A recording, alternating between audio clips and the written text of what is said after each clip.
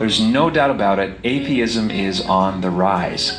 Atheist organizations have the ear of the mainstream media. They sponsor national conferences, they take out ads and billboards, and they make very good use of the internet to preach what they call the good news of a godless universe. In such a climate, how do you explain and defend God's existence in a way that's as charitable as it is persuasive, especially if the atheist in question is a loved one?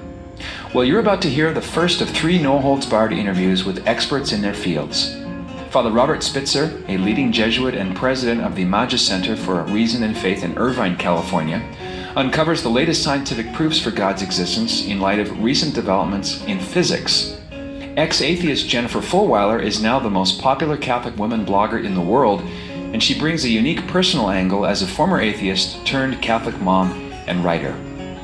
But first, Catholic Answers is proud to present a riveting conversation with the top Christian philosopher in the English-speaking world, the man whom the famous atheist Richard Dawkins refuses to debate.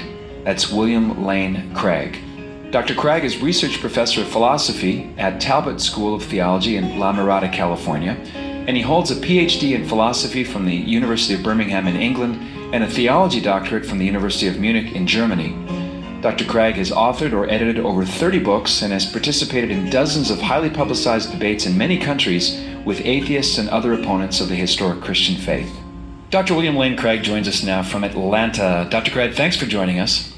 Good to be with you, Patrick. Now, professional philosophers and people with a theological bent have many options for research preferences. I wanted to ask you right off the bat when and why your interest in cosmology and defending biblical theism first began.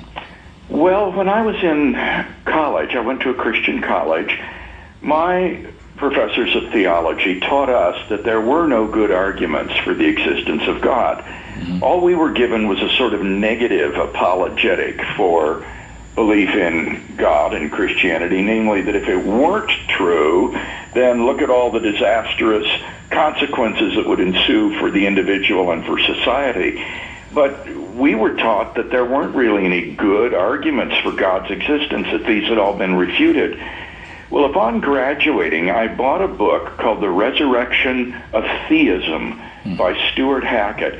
And as I read this book, it was as though the scales fell from my eyes. Here was a man who was defending almost all of the traditional arguments for God's existence and refuting every conceivable objection that might be brought against them.